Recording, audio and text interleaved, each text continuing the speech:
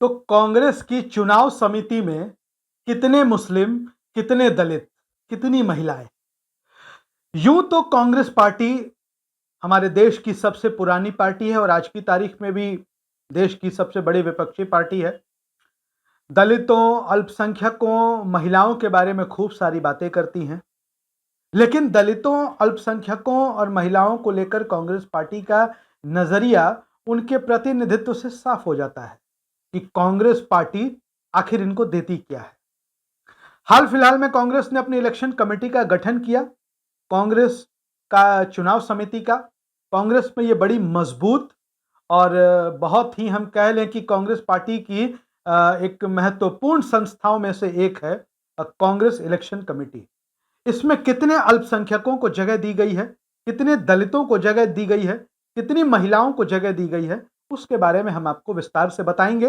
लेकिन सबसे पहले हम आपको बता दें कि कांग्रेस पार्टी के राष्ट्रीय अध्यक्ष मल्लिकार्जुन खड़गे खुद दलित समुदाय से आते हैं, अनुसूचित जाति से आते हैं और कांग्रेस पार्टी इन दिनों पूरी तरीके से इलेक्शन मोड में आ चुकी है। कांग्रेस पार्टी चाहे देश की लोकसभा का चुनाव हो या देश की विधानसभाओं का चुनाव हो, कांग्रेस पार्टी इन चुनावों को लड़ने के लिए कमर कस चुकी है और कांग्रेस पार्टी में अलग अलग स्तर पर अलग अलग संगठनों का निर्माण और जो कमेटियां होती है कांग्रेस पार्टी की, उनका गठन का काम शुरू हो चुका है। और इसी क्रम में कांग्रेस ने 16 सदस्यीय सेंट्रल इलेक्शन जो कांग्रेस इलेक्शन कमेटी का गठन किया है, सीयूसी का।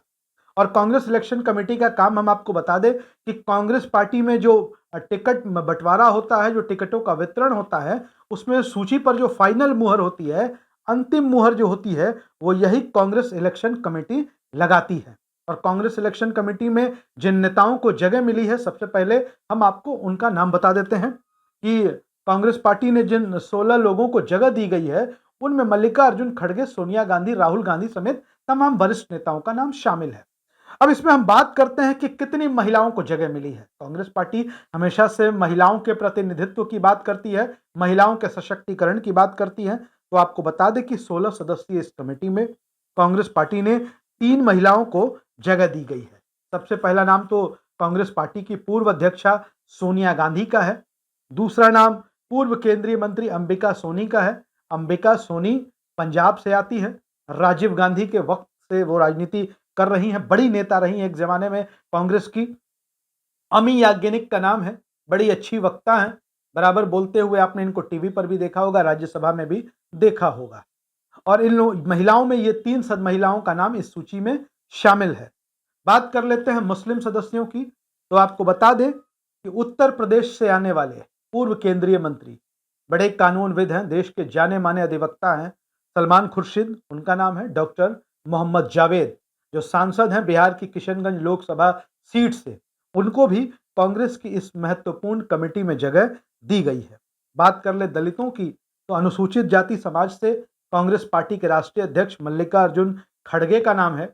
इसके साथ ही बाराबंकी उत्तर प्रदेश के पूर्व सांसद पीएल पुनिया, राज्यसभा के भी सांसद रहे हैं और कांग्रेस पार्टी में कई बड़े दायित्वों का इन्होंने निर्वहन किया है।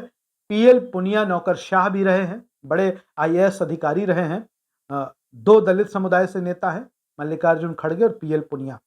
वहीं मध्य प्रदेश से आने वाले आदिवासी समाज के नेता ओमकार सिंह मरकाम को भी कांग्रेस इलेक्शन कमेटी में जगह दी गई है।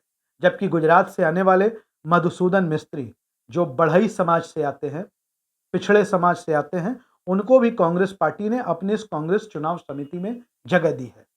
तो आपने देखा कि कांग्रेस ने अपनी चुनाव समिति में कितने मुसलमानों को, कितने दलितों को जगह दी है। और कांग्रेस पार्टी में हम आपको बता दें कि देश में जहां जहां कांग्रेस पार्टी की सरकार है, छत्तीसगढ़ की बात कर ले तो छत्तीसगढ़ के मुख्यमंत्री भूपेश बघेल ओबीसी समाज से आते हैं, पिछड़े वर्ग से आते हैं, कुर्मी बिरादरी से आते हैं। वहीं आप बात कर ले अगर राजस्थान की, तो राजस्थान के सीएम हैं अशोक गहलोत। अशोक गहलोत भी ओबीसी समाज से आते हैं। ओबीसी समाज के अंतर्गत माली समाज आता है, माली समाज से अशोक गहलोत आते हैं। वहीं बात कर ले कर्नाटक की, तो कर्नाटक जहां कांग्रेस की सरकार है, हाल फिलहाल में बनी है, वहां के मुख्यमंत्री हैं सिद्धारमैया, वो भी ओबीसी पिछड़े वर्ग से आते हैं। और deputy CM DK Shivakumar भी पिछड़े वर्ग से ही आते हैं, जो कर्नाटक के डेप्यूटी सीएम हैं। वहीं हम बात कर लें हिमाचल प्रदेश की, तो हिमाचल प्रदेश के मुख्यमंत्री हैं सुखविंदर सिंह सुक्खू, जो ठाकुर समाज से आते हैं। और इसके साथ ही आपको बता दें कि मुकेश अग्निहोत्री, जो हिमाचल प्रदेश के डेप्यूटी सीएम हैं, वो ब्राह्मण समाज से आते हैं। तो ऐसे में कांग्रेस पार्टी लगातार सभी वर्गों को लेकर, और अभी कांग्रेस ने अपने रायपुर अधिवेशन में इस बात को साफ भी किया है कि कांग्रेस पार्टी जिसकी जितनी संख्या भारी, उसकी उतनी हिस्सेदारी की शर्तों पर या इस सूत्र वाक्य के साथ आगे बढ़ेगी। चाहे कांग्रेस पार्टी की कहीं सरकार बने तो भी कांग्रेस इसको लेकर आगे बढ़ेगी, या कांग्रेस पार्टी अपने संगठन में भी ओबीसी वर्ग, एससी, एसटी, महिलाओं को पर्याप्त रूप से जगह देगी। हालांकि कई जगह इसके अपवाद भी सामने आए हैं, जैसे बिहार में ही कांग्रेस का संगठन बना तो उसमें एससी एसटी समाज को प्रतिनिधित्व उचित तौर पर नहीं मिला, और कांग्रेस पार्टी में इस पर चर्चा हो रही है। तो कांग्रेस पार्टी अब अपने नए रास्ते पर आगे बढ़ी है, जिसमें समाज के तमाम वर्गों को प्रतिनिधित्व देना बहुत जरूरी है। हाल के राज्यों में कांग्रेस कई राज्यों में पिछड़ती हुई नजर आई, और कांग्रेस के पिछड़ने की वजह ऐसी नहीं रही कि कांग्रेस ने काम नहीं किया या कांग्रेस ने लोगों का भला नहीं किया, लेकिन जो ये सामाजिक न्याय और सोशल इंजीनियरिंग की राजनीति थी, कांग्रेस इसमें कहीं ना कहीं पीछे दिखाई दे रही थी। एक वर्ग विशेष सवर्णों का बड़ा वर्चस्व दिखाई देता था कांग्रेस पर, और बाद के दिनों में सवर्ण समाज भी कांग्रेस के साथ बस उस पैमाने पर दिखाई नहीं दिया, लिहाजा कांग्रेस बहुत पीछे छूटी।